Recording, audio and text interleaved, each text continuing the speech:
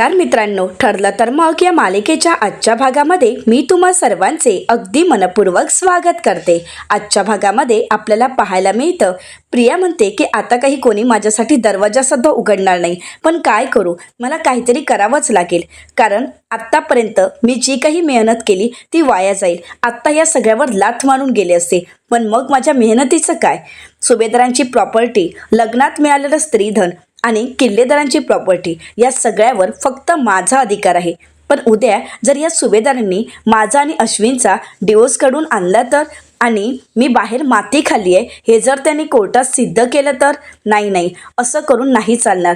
काही करून शेवटपर्यंत ताकद लावून मला ह्या सगळ्याला लढा द्यावाच लागेल, मला लढावं लागेल आणि शेवटपर्यंत मी प्रयत्न करणार। काही झालं तरी ही प्रॉपर्टी मी दुसऱ्या कोणाच्याही हाती लागू देणार नाही। या प्रॉपर्टीवर फक्त माझा अधिकार आहे। आता प्रियाला एक फोन आलेला असतो। प्रिया म्हणते, ही मीनावहिनी का फोन करते, हिला कशी काय माझी आठवण झाली, असं म्हणत प्रिया फोन उचलते आणि म्हणते, बोल ग मीनावहिनी, आज कशी काय तुला माझी आठवण झाली आणि तू कशी आहेस? तर मीनावहिनी म्हणतात, मी बरी आहे, पण तुझी काही ही अवस्था झाली आहे। अरे रे रे रे, सुभेदारांना आणि किल्लेदारांना बोटावर नाचवणारी तू आणि आज तुझी अशी हालत, नक्की काय झालंय? तुझ्यावर अशी वेळ कशी काय आली? तू अशी वेळ आणली आहेस स्वतःवर? तर प्रिया म्हणते, मी आणली नाही, तर त्या सायली अर्जुनने ही वेळ माझ्यावर आणली आहे, कारण त्यांना माझं आयुष्य उद्ध्वस्त करायचं आहे। त्यांनी ठरवलंच आहे की मला आता उद्ध्वस्त करायचं। तर मीनावहिनी म्हणतात, अगं त्यांनी लाख ठरवलं तरी सुद्धा तू थोडी त्यांना ना हातपाय चालवायला देणार आहेस, चांगलीच पुरून उरशील त्यांना। तर प्रिया म्हणते, चल, कोणाचा तरी माझ्यावर विश्वास आहे, हे ऐकून मला बरं वाटलं। तर मीनावहिनी म्हणतात, मग काय? तर त्यानंतर प्रिया म्हणते, ते सगळं सोड, पण तू मला आज व्हिडिओ कॉल का केलायस, नक्की काही काम आहे का तुझं? तर मीनावहिनी म्हणतात की हो ना प्रिया, आज ना मला तुझी थोडी मदत हवी आहे। तर प्रिया विचारते, कसली मदत? मीनावहिनी म्हणतात, मला ना एका व्यक्तीला आजारी पाडायचं आहे। आता इथे सगळं नुपूर आपल्या मोबाईलमध्ये मीनावहिनींच्या बोलण्याचा व्हिडिओ बनवत असते। तर मीनावहिनी प्रियाला म्हणतात, अगं एक व्यक्ती आजारी आहेच, परंतु तिला अजून आजारी पाडायचं आहे आणि या सगळ्यामध्ये माझा हात आहे हे मात्र कोणाला कळायला नको। तर प्रिया म्हणू लागते, मग हे काही एवढं अवघड नाहीये। तर मीनावहिनी म्हणतात, अगं बाई, हे तुझ्यासाठी, आणि तसंही म्हणूनच तर मी तुला फोन केलाय, कारण या सगळ्या गोष्टींमध्ये तूच तर तरवेच आहेस। या सगळ्यामध्ये तुझा हात कोणी धरणार आहे का? त्यामुळे तूच आता मला उपाय सुचव बाई, आणि तू आता मला मदत कर। मग तुला कधी ना कधी माझी मदत लागेलच ना, तेव्हा मी येईन तुझ्या मदतीला।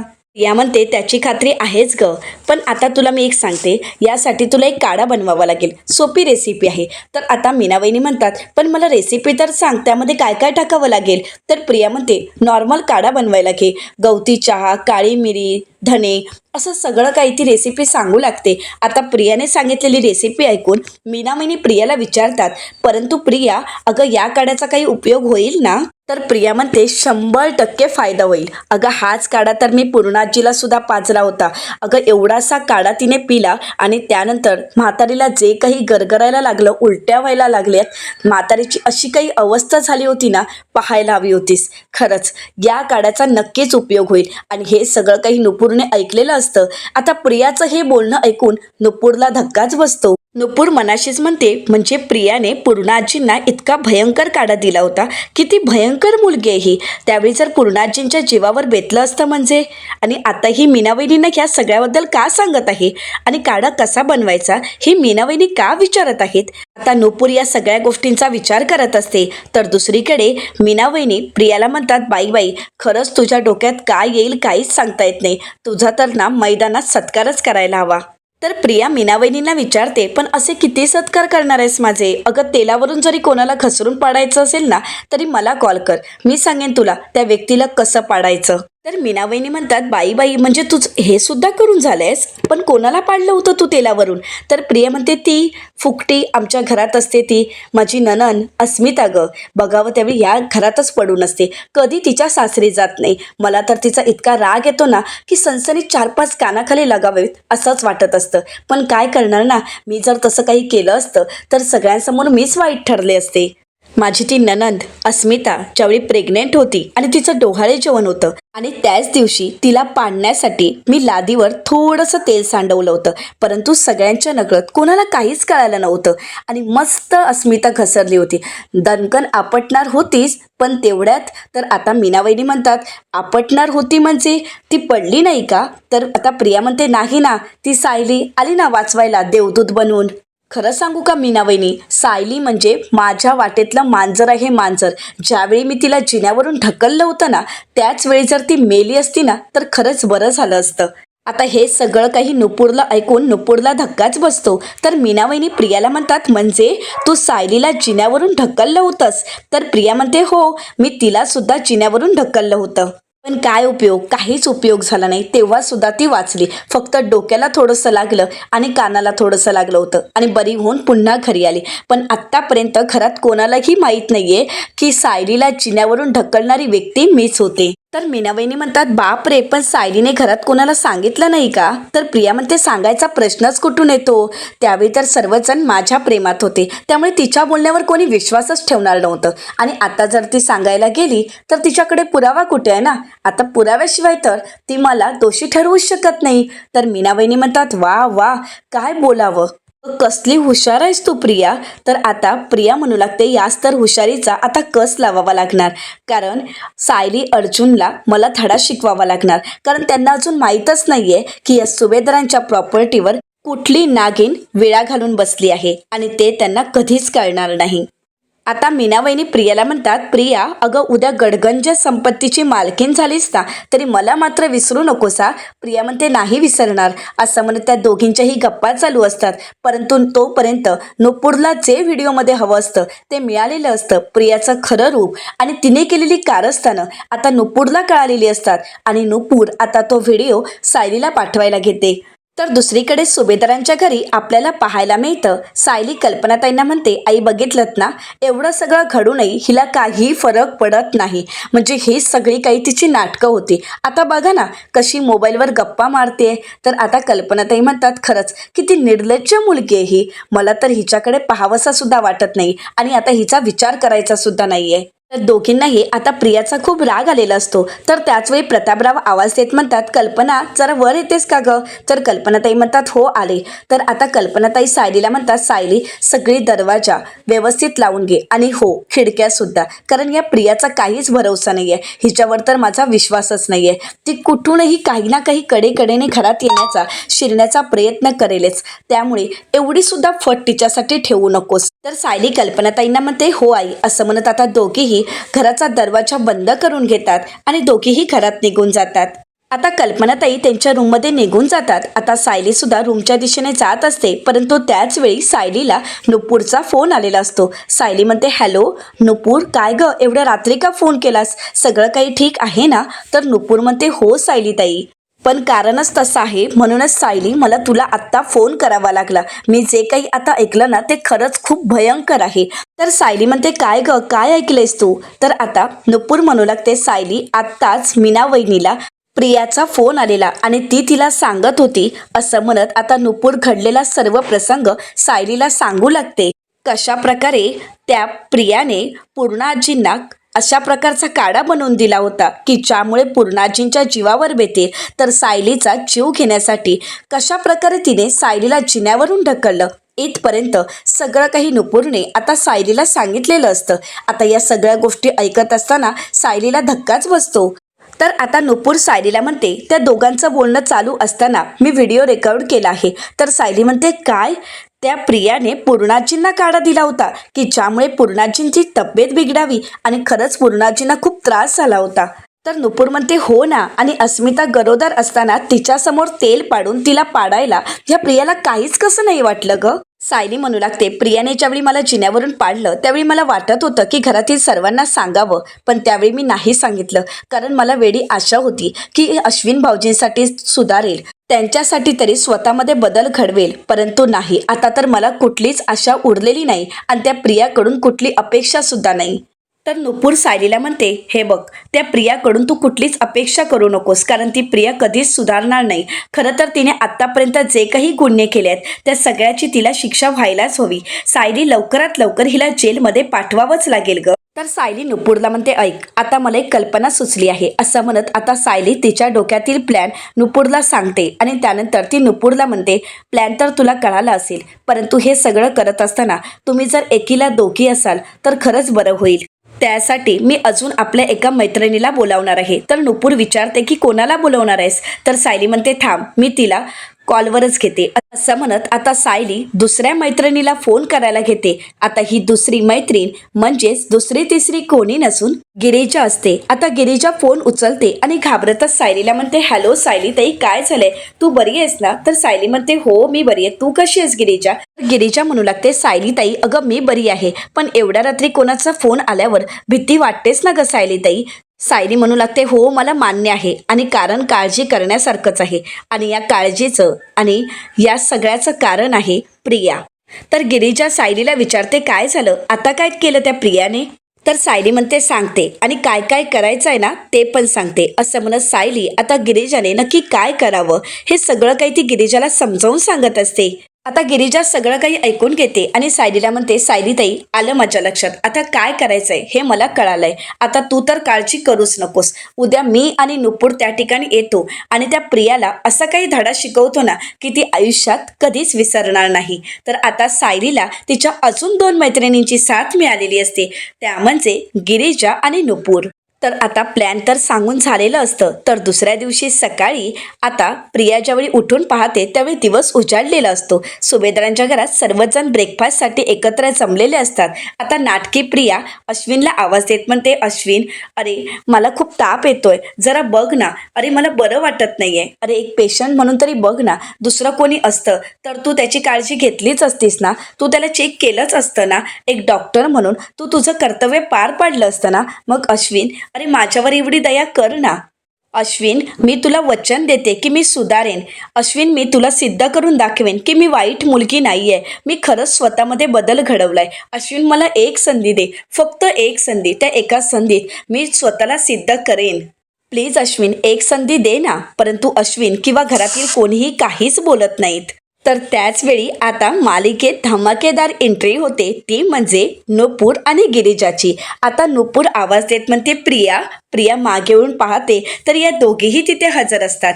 तर आता गिरिजा म्हणू लागते, प्रिया, अगं तू तर खूप गुणी मुलगी आहेस. आता सुभेदारांच्या घरातील सर्वजण या दोघींना पाहतात आणि सर्वांनाच धक्का बसतो. अर्जुन सायलीकडे पाहतो तर सायली अर्जुनला म्हणते, हो मीच त्यांना बोलावलं आहे. तर कल्पनाताई म्हणतात, गिरिजा आणि नुपूर, अगं तुम्ही दोघीही अचानक आलात आणि एवढा मोठा धक्का दिलात, या या आतमध्ये या. तर गिरिजा म्हणू लागते, मावशी येतोच आम्ही, परंतु अगोदर प्रियाला भेटतो. खरं तर आज खास आम्ही प्रियालाच भेटण्यासाठी आलोय.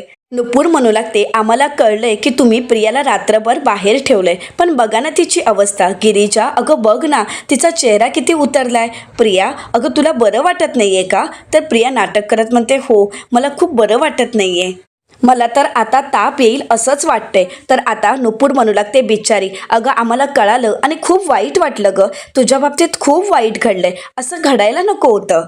पण काही हरकत नाही, तू काळजी करू नकोस, आम्ही तुझ्यासाठी औषध घेऊन आलो आहोत.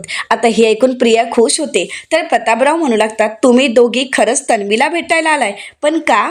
तर आता गिरिजा म्हणू लागते, का आम्ही सगळं काही सांगतो, परंतु थोडा वेळ थांबा, आम्हाला तिला औषध तरी देऊ द्या, कारण तुमच्या सुनेला बरं वाटायला हवं ना. असं म्हणत गिरिजा आणि नुपूर त्यांनी आणलेला काढा एका ग्लासमध्ये घेतात आणि त्यानंतर गिरिजा आणि नुपूर दोघेही प्रियाला म्हणतात, घे, तुला लवकरात लवकर बरं वाटेल. तर नुपूर म्हणू लागते, अगं हा तर तुझ्या आजारावरचा रामबाण उपाय आहे, घे घे पिऊन टाक. तर प्रिया म्हणते, नाही नको, हा कसला काढा आहे? गिरिजा म्हणते, अगं तुला बरं वाटावं यासाठीच आम्ही बनवलाय, घे घे पटकन पिऊन टाक. प्रिया मात्र घाबरून गेलेली असते. अस्मिता म्हणू लागते, तुम्हा दोघींना या प्रियाची काळजी वाटायची काय गरज आहे? तर सायली म्हणते, प्रिया, अगं नुपूर आणि गिरिजा एवढ्या प्रेमाने तुझ्यासाठी काढा बनवून घेऊन आल्यात, तर पी ना पटकन, का उगाच त्यांना असं निराश करतेस? तुझ्यासाठीच तर सगळं काही करतायत ना, तुझी काळजी वाटते म्हणून. तर प्रिया म्हणते नाही नाही नकोय मला हा काढा, त्याच्यामध्ये नक्की काय घातलंय मलाही माहीत नाही, त्यामुळे मला खरंच नकोय. नुपूर म्हणते असं कसं, अगं आम्ही एवढ्या प्रेमाने तुझ्यासाठी हा काढा बनवून आणलाय आणि तू असं नकार देतेस. नाही नाही तुला तर हा काढा प्यावाच लागेल. तू प्रिया काही काढा प्यायला तयार नसते. गिरीजा म्हणू लागते तू जर आता ऐकत नसशील, हट्टीपणा करत असशील तर आता आम्हाला आमच्या पद्धतीने तुला काढा पाजावा लागेल. प्रिया म्हणते म्हणजे तुम्ही काय करणार आहात. आता नुपूर आणि गिरीजा दोघीही प्रियाचे हात घट्ट पकडतात आणि तिला जबरदस्तीने काढा पाजतातच. प्रिया म्हणते काय प्रकार आहे, मी तुम्हाला म्हटलं होतं ना की मला काढा नकोय आणि यात काय घातलंय तेही तुम्ही मला सांगितलं नाहीये. गिरीजा म्हणते काही नाही, याने तुला असं जास्त काही होणार नाही, फक्त उलट्या होतील. त्यानंतर नुपूर म्हणू लागते थोडीशी चक्कर सुद्धा येईल, ही पायातली ताकद सुद्धा कमी होईल. तर गिरीजा म्हणते एकाच्या जागी दोन दोन दिसायला लागतील. तर आता नुपूर म्हणते थोडंसं डोकंही दुखायला लागेल. आता मात्र प्रिया पूर्णपणे घाबरून गेलेली असते. प्रिया म्हणते मला तर आता गरगरल्यासारखंच वाटते. सुभेदारांच्या घरातील सर्वांनाच प्रियाची ही अवस्था पाहून हसायला येत असतं. इथे मात्र गिरीजा आणि नुपूर या दोघींनी प्रियाला चांगलाच धडा शिकवलेला असतो.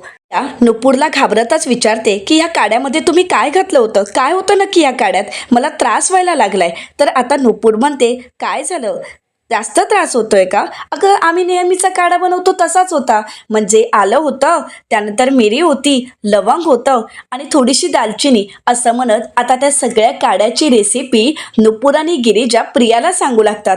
आता मात्र प्रियाच्या लक्षात येतं. प्रिया मनाशीच म्हणते असा तर काढा मी तर त्या म्हातारीला करून दिला होता, म्हणजे आता तिला जसा त्रास होत होता तसाच मलाही त्रास होणार आहे. तर प्रिया आता पूर्णपणे घाबरलेली असते, तिला चांगलाच घाम फुटलेला असतो. तर आता अस्मिता म्हणू लागते नक्की गिरीजा आणि नुपूर तुम्हाला काय सिद्ध करायचंय. तर आता गिरीजा म्हणते अस्मिता ताई, अगं आम्हाला नक्की काय सिद्ध करायचंय आणि आम्हाला काय सांगायचंय हे आता प्रियाच सांगेल, हो की नाही प्रिया.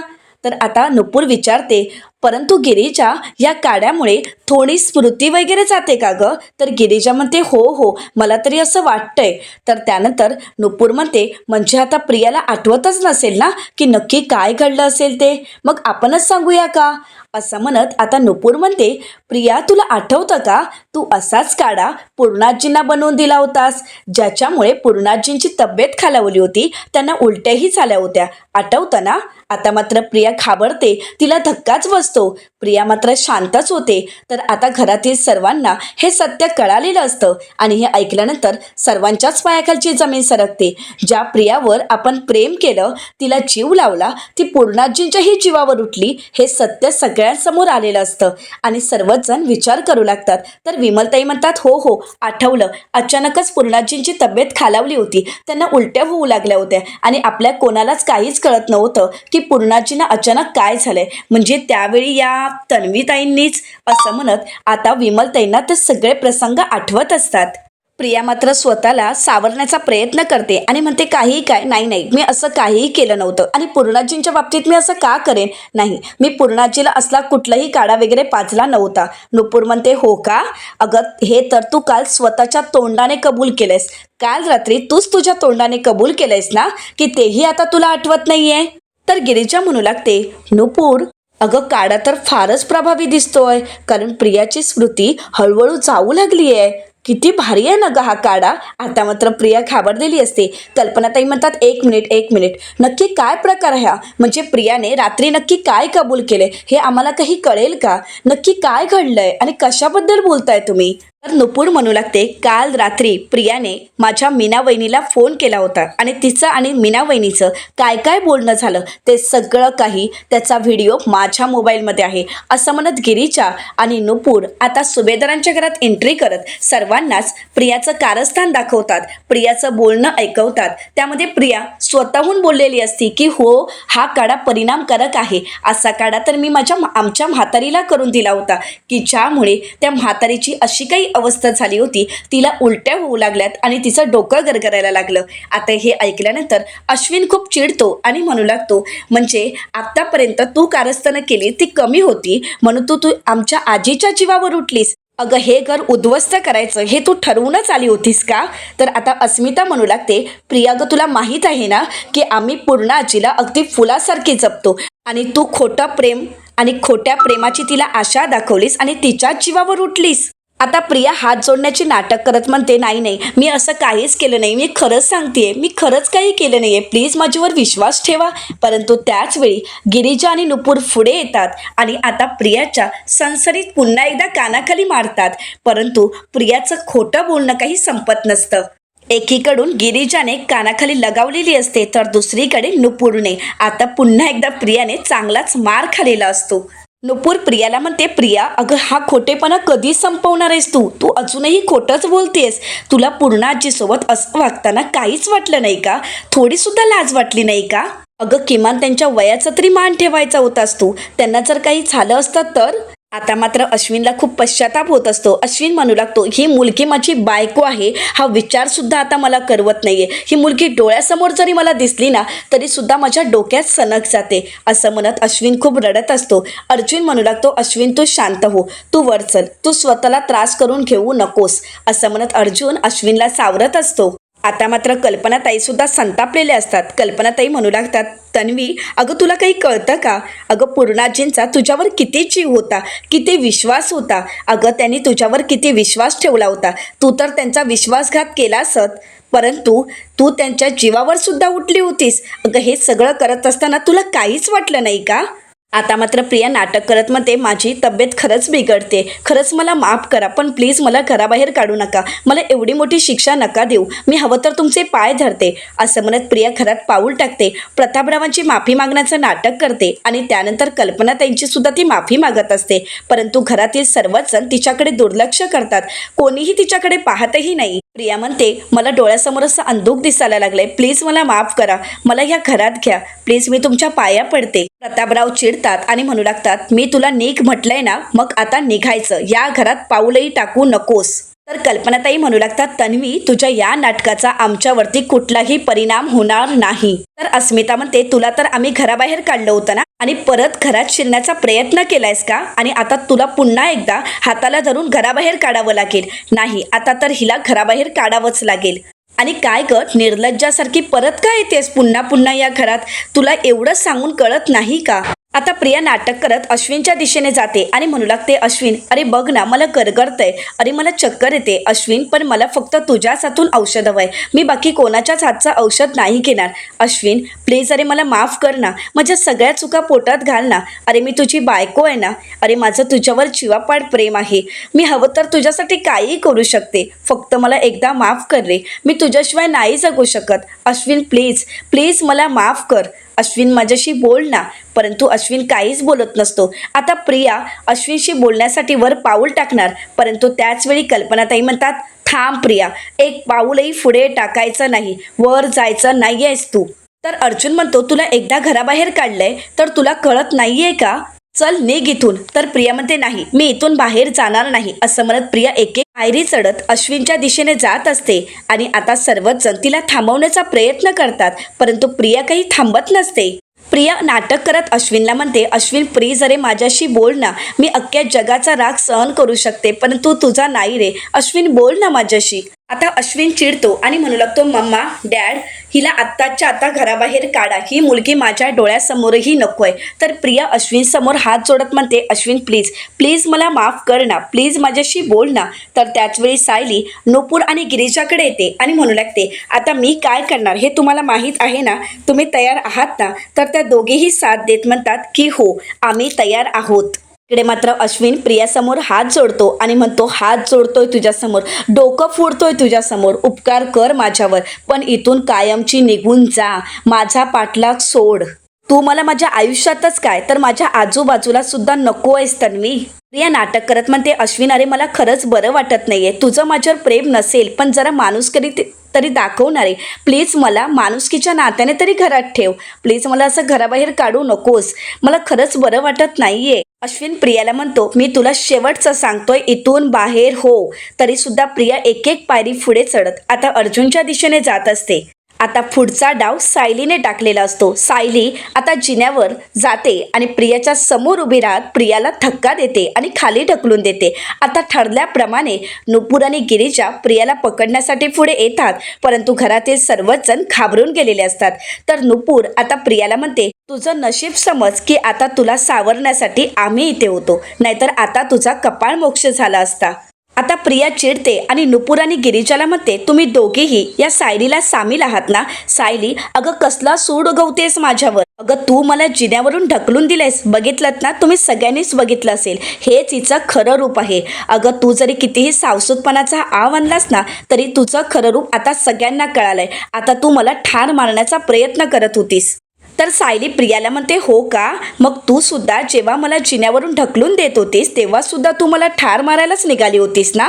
आता हे ऐकल्यानंतर प्रियाला धक्काच बसतो. या सायलीला म्हणते, तोंडाला येईल ते बरळू नकोस, मी असं काहीही केलेलं नाहीये. सायली म्हणते, हो का? पण आता सगळ्यांनाच कळवून दे. मी आतापर्यंत यांनाही सांगितलं नव्हतं हे सत्य, पण आता सगळ्यांना मला हे सत्य सांगावंच लागेल. तू काय काय केलेस? अगं मी जिन्यावरून उतरत असताना तू अचानक तिथे आलीस आणि मला तू ढकललं होतंस. आई बाबा, मी आतापर्यंत तुम्हा सगळ्यांना हेच सांगितलं की मी स्वतःहून तिथून पडले, माझा पाय घसरला होता. परंतु त्यावेळी माझा पाय घसरला नव्हता किंवा तो अपघात नव्हता, तर घडवून आणलेला घातपात होता. या प्रियानेच मला जिन्यावरून ढकललं होतं. आता हे सत्य ऐकल्यानंतर घरातील सर्वांनाच धक्का बसतो. तर आता कल्पनाताई म्हणतात, काय तन्वी, तू सायलीला ढकललं होतंस? तर प्रिया म्हणते, नाही आई बाबा, प्लीज हिच्यावर विश्वास ठेवू नका. ही काहीच सांगेल, पण प्लीज हिच्या बोलण्यावर कोणीच विश्वास ठेवू नका. आता मात्र सर्वांनाच सायली पडलेला तो प्रसंग आठवतो. सायलीची झालेली ती अवस्था सगळ्यांना आठवते. अर्जुनला ते सगळं दृश्य त्याच्या डोळ्यासमोर येतं, कारण सायलीचा झालेला तो एवढा मोठा अपघात आणि त्यातून सायली वाचलेली असते. पण प्रिया सगळ्यांना म्हणत असते, नाही, मी असं काहीही केलेलं नाही. सायली म्हणते, ठीक आहे, माझ्यावर कोणी विश्वास ठेवू नका, पण नुपूर जवळ असणाऱ्या त्या व्हिडिओवर तरी तुम्ही विश्वास ठेवाल ना? आता सायली नुपूरला म्हणते, नुपूर दाखवतो व्हिडिओ. आता नुपूर तो व्हिडिओ सगळ्यांना दाखविण्यासाठी पुढे येते. आता प्रियाचं बोलणं सगळ्यांनी ज्यावेळी ऐकतात सगळ्यांनाच धक्का बसतो, कारण प्रियाचं दुसरं कारस्थान सगळ्यांसमोर आलेलं असतं.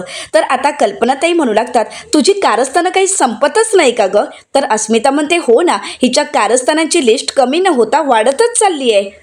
तर प्रतापराव म्हणतात, आत्तापर्यंत आम्हाला वाटत होतं की सायली म्हणाल्याप्रमाणे तिचा पाय घसरला, पण खरं तर सायलीचा पाय घसरला नव्हता. तर या सगळ्यामध्ये तन्वी तुझा हात होता, तू सायलीचा जीव घेण्याचा प्रयत्न केलास. आता प्रिया पुन्हा एकदा स्वतःला सिद्ध करण्याचा आणि सायली खोटी आहे असं दाखवून देण्याचा प्रयत्न करत असते. तर त्यावेळी अर्जुन म्हणतो, बस बस झालं प्रिया, अगं तू स्वार्थासाठी काहीही करू शकतेस हे आम्हाला चांगलंच माहीत आहे, पण एखाद्याचा जीव घेण्या इतपत, अगं बाहेरचं सोड, पण घरातल्यांचाही तू जीव घ्यायला निघाली आहेस. अगं सायली तुझी लहानपणीची मैत्रीण आणि पूर्णाची, ती तर तुझ्यावर जीवापाड प्रेम करते, तिचाही जीव घ्यायला निघालीस तू. सायलीसोबत असं वागताना तुला काहीच वाटलं नाही का? अगं माझी बायको हॉस्पिटलमध्ये होती, तिच्या कानाला इतका मार लागला होता की ती वाचेल की नाही हेही आश्वासन डॉक्टर देऊ शकत नव्हते. अगं तुझ्यामुळे हे सगळं काही आम्ही सहन केलं, आठवतंय ना तुला? पण एक गोष्ट लक्षात ठेव, तुला तर तुझ्या सगळ्या गुन्ह्यांची शिक्षा मिळणारच आहे, पण या गुन्ह्याची शिक्षा मी तुला देणार आहे. मी तुला आता सहजासहजी सोडणार नाही प्रिया. तर प्रिया म्हणू लागते, नाही अर्जुन, अरे तुला कळायला हवं, अरे असे फेक व्हिडिओ बनवले जातात. या नुपूर आणि गिरिजाने असा फेक व्हिडिओ बनवलाय आणि तुमचे कान भरण्याचा प्रयत्न करतायत. प्लीज माझ्यावर विश्वास ठेवा. तर आता गिरिजा म्हणते, ए प्रिया, एक गोष्ट लक्षात ठेव, ज्यावेळी माणूस खोटा असतो ना, त्यावेळी त्या माणसाला अख्खं जग खोटं वाटत असतं, अगदी तुझ्यासारखंच. आणि आम्ही तुझ्यासारख्या नाही आहोत, त्यामुळे हा व्हिडिओ 100% खरा आहे. आणि हा व्हिडिओ खरा जितका आहे तितकाच तुझ्या पापांचा जो काही पाडा वाचलायस ना, तो सुद्धा खरा आहे. आणि प्रिया, तुला काय वाटतंय, तुझी बाकीची कारस्थानं आम्हाला माहीत नाही आहेत का? अगं तू फक्त सायलीताई आणि पूर्णाजींचा जीव घेण्याचा प्रयत्न केला नाहीस, तर तू अजून अशी एक गोष्ट केली आहेस की समस्त स्त्री जातीला काळिंबा फासण्याचा प्रयत्न केलायस तू. आता हे ऐकल्यानंतर घरातील सर्वांनाच धक्का बसतो. तर येणाऱ्या पुढील भागामध्ये आपल्याला पाहायला मिळतं, कल्पनाताई प्रियाचा हात पकडतात आणि तिला स्टोर रूममध्ये घेऊन येतात आणि म्हणतात, हीच आहे तुझी जागा, असं म्हणत प्रियाला तिथे बंद करतात. प्रिया म्हणू लागते, प्लीज मला बाहेर काढा. सायली म्हणते, अगं प्रिया, ही तर सुरुवात आहे, पुढे बघ तुला काय काय सहन करावं लागेल. आता प्रिया स्वतःसाठी लागणारे जेवण स्वतः स्टोवर बनवत असते आणि हे सगळं काही सायली अर्जुन पाहत असतात. अर्जुन म्हणतो, बघ तिची काय अवस्था झाली आहे. सायली म्हणते, यापुढे यापेक्षाही वाईट अवस्था होईल तिची. आता सायली अर्जुन अजून पुढे प्रियाला काय धडा शिकवतील हे पाहणं अतिशय रंजक ठरणार आहे. मित्रांनो, अशाच मालिकांचे नवनवीन अपडेट पाहण्यासाठी चॅनलला नक्कीच सबस्क्राईब करा. आजचा व्हिडिओ तुम्हाला कसा वाटला हे कमेंट करून नक्कीच कळवा. आजचा व्हिडिओ जर तुम्हाला आवडला असेल तर व्हिडिओला नक्की लाईक करा. धन्यवाद.